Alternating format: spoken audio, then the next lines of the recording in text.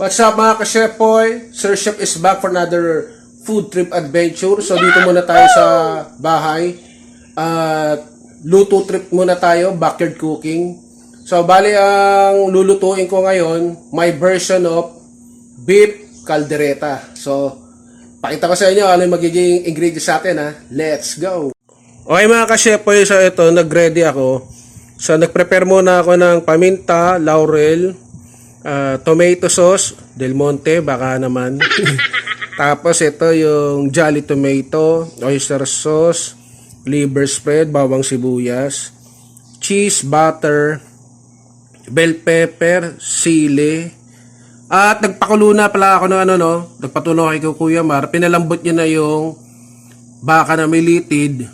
Pinakuluan ko lang yan, pinalagyan ko ng beef cubes. Tapos yan, mamaya sasalain ko yung tomato, carrot at saka patatas. Bloopers agad. So ayan, luto na tayo. Okay guys, so nagpainit na ako ng kawali. Lagyan ko na ng mantika. So lalagyan natin ng butter. Habang umiinit pa lang. Okay na, lagyan na natin. Ayan.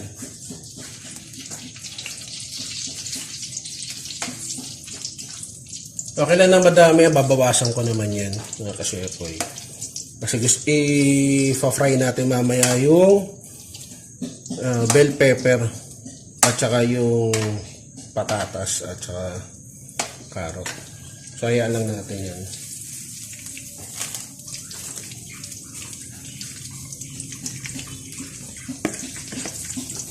So lagay na natin yung patatas. Malinis yung kamay ko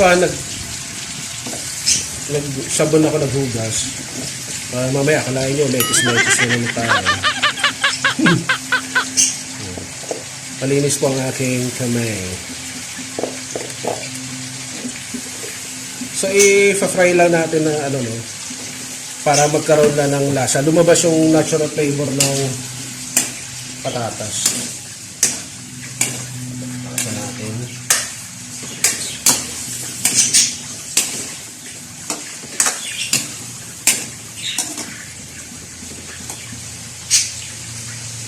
So balik ako kayo mga ka-Chefboy pag medyo okay na, papakita ko sa inyo mamaya. So ang bango guys, so lalagyan natin yung paminta. Sabi ko na ito ay version ko, Sir Chef version of caldereta. Siguro sa susunod meron pang iba pa tayong version, papakita ko sa inyo. For the meantime, ito muna. Sige, balikan ko kayo uli Wait lang. So ayan na guys, so, para naging potato wedges siya. So pagka ilang segundo na lang mamaya okay na yan. So ang susunod natin ay yung carrot. So after nung patatas, sinutay ko naman yung carrot.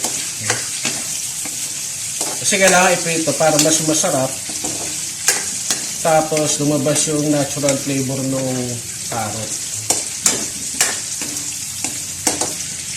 Nilakasan ko yan. So mamaya balikan ko ulit kayo mga ka-Chefboy. Salamat. So susunod natin, saglit na saglit lang to mga ka-Chefboy. So okay na yung yung patatas at saka yung carrot. Yung bell pepper naman. Ayan.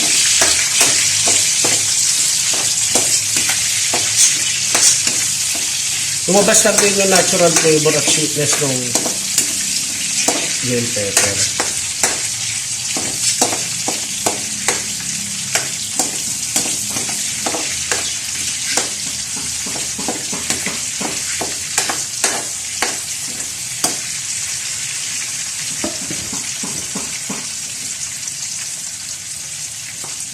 So mamaya uli, mapapakita ko sa inyo. So mga ka-Chefboy, okay na tayo yung sa mga garnish tsaka doon sa ibang ingredients natin na vegetable. So ito na, magsusutin na tayo ng sibuyas. Sibuyas muna. Yan. So ito pa rin yung doon sa pinagprituhan ng mga gulay na nauna. Kaya malasa na yan. So nilagyan na natin yan ng butter kanina. So lalagyan uli natin para mas masarap. Iba kasi yung nagagawa ng lasa ng butter. So ano lang ako, magiwa lang ako.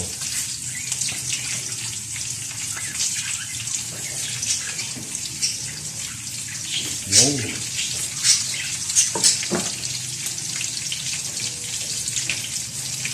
So sabay na rin natin bango. Sabay na natin yung bawang. Bango mga kasepoy, umaamoy nyo.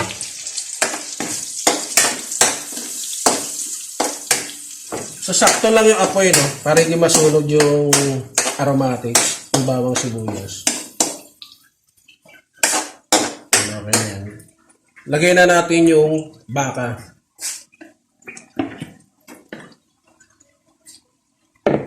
So ito na palambot na, no? Para hindi masyadong maano sa oras. Ayan. Mekis-mekis. Halo-halo yun. So masarap talaga yung baka pagka merong laman-laman, taba-taba, at syempre yung liquid.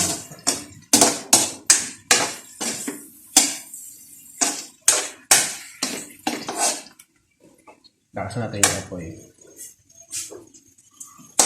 Bango. Tignan nga kasi apoy ha. Ayun o. Wow. So, nandito kayo ang bango. So, lagyan natin ng paminta. Ping-ping-ping. Madami kasi masarap.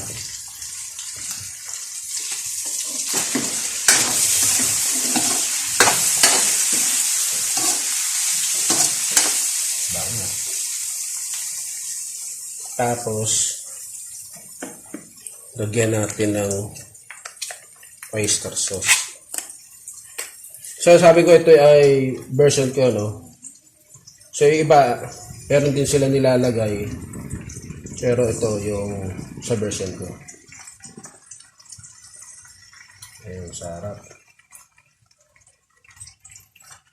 Tapos, lagyan din natin ng konting puti soy sauce. Konting, kasi may oyster sauce na yun. Konti lang. Yan, mga dalawang takip lang mga kasepol. So, hindi mo na ako mag-ano ng ibang flavoring. Kaya muna.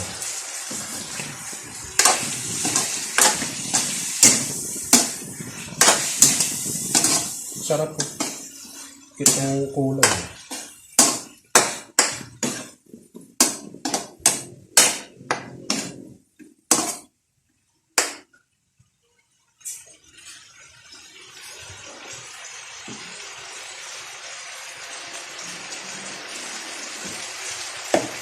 Balikan ko kaya. So, makakatulong din yung makakat yung oras kapag pinakulaan nyo na. Basta may timplado sa tubig.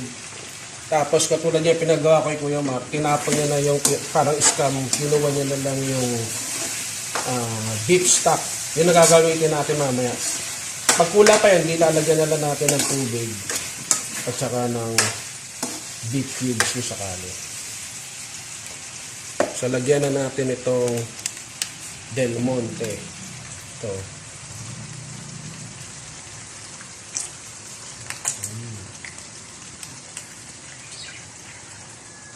So, lagyan na natin, dalawa para solid. So, yung isa, may touch of Pinoy, no? Filipino style tomato sauce.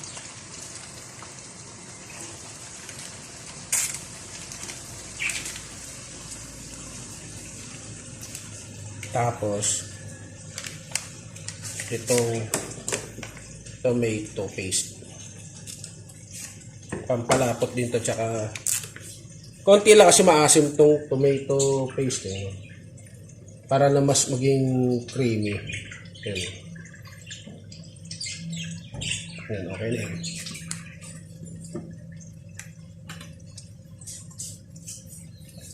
Haluin muna natin.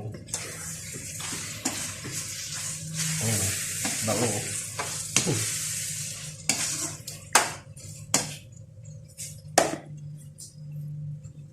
Balikan ko kayo. So ayan na guys, kumulo na. Ilagay ko na yung beef stock na pinakuluan ni Kuya Ma'am. Yung mismong sabaw niya. Alright, sarap bang.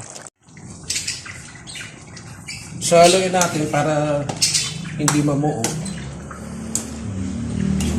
Ganda ng ano.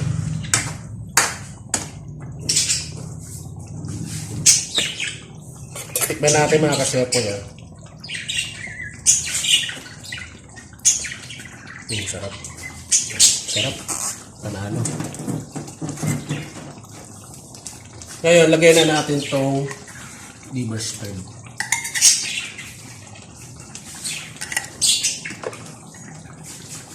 Durugin natin.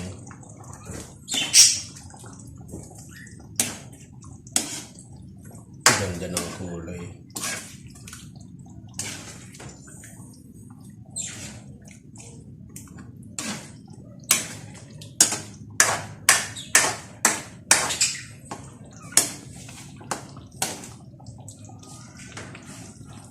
So, lagyan natin ng patis. Para mas lumabas yung lasa. Konti lang, no? Konti lang. Yan.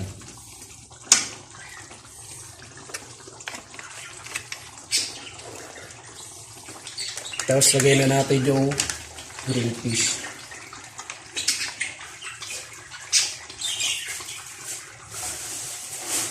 So ayan, pwede naman walang green peas. Nasa sa inyo na, Sabi ko, ito ay version ko.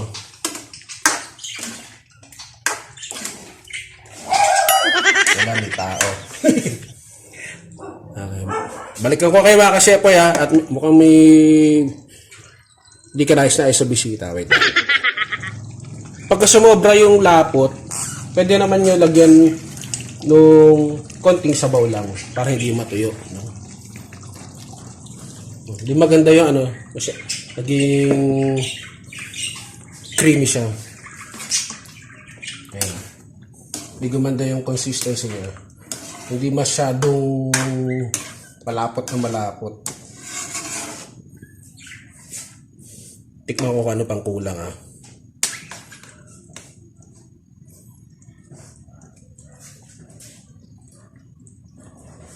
Isa pa.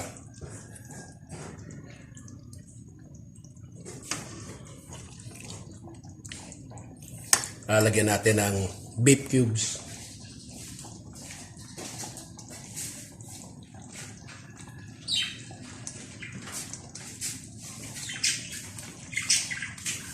So, konti lang mga kasepoy para hindi umalat.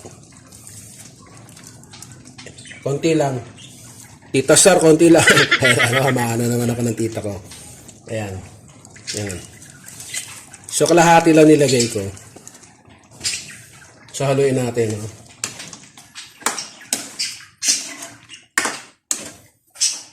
Bango. Tapos, lagyan ulit natin ng ping-ping-ping. Ping-ping-ping. Bango. Talaga. Tapos, ito.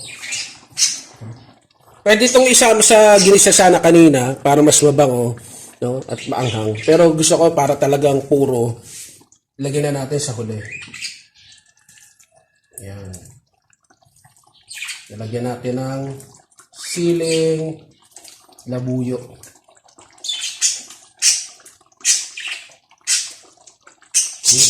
Isa lang kasi hindi sila sanay sa maanghang. Siguro yung sa akin na lang. Kaya dagdagan ko na lang ng sili mamaya. Ito pampasipa lang. At syempre, ito pa. Para maging special. Lagyan natin ng keso. Wow!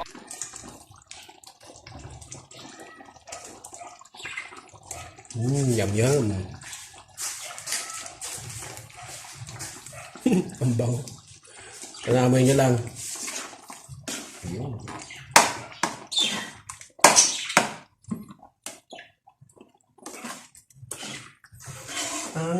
Bango-bango. Bango-bango ng kaldereta. Chef, baduy. Bango. Ayan. So ilang ano na lang, ilang minuto na lang, patunaw lang tong cheese. Pwede naman kahit hindi eh. Para chunky eh. Sarap. So sama na natin ha mga kashepo yan. Ito na. Papakita ko sa inyo. Wow! Yun oh. Wow! Bango-bango. Tapos ito.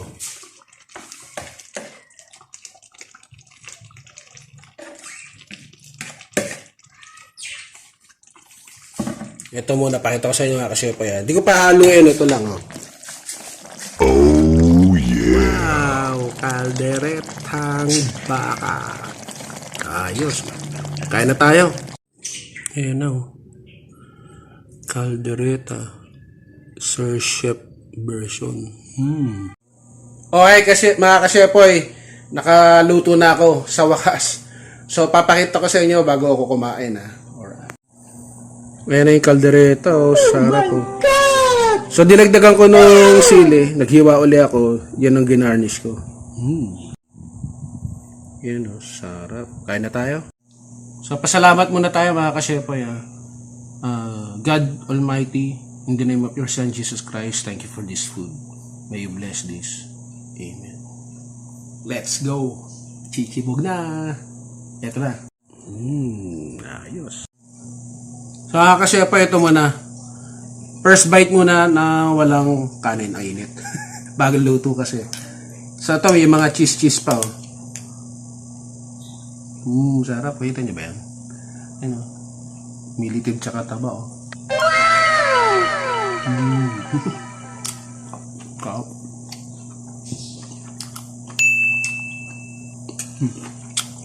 Lagyan na natin sa kanin.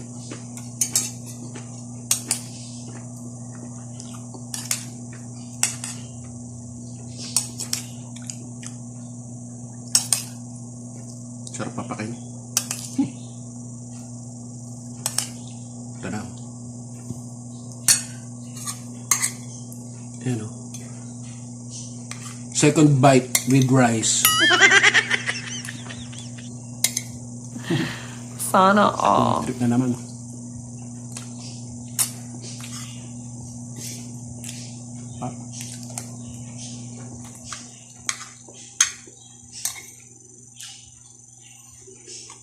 Kung may pagkain kayo, sabayan niyo ako. Food trip tayo.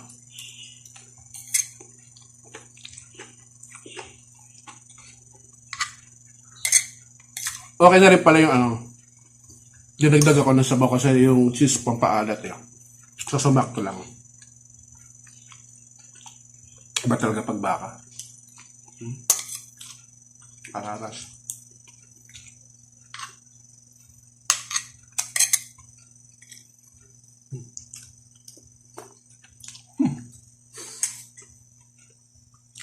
Trip na naman yung cheese.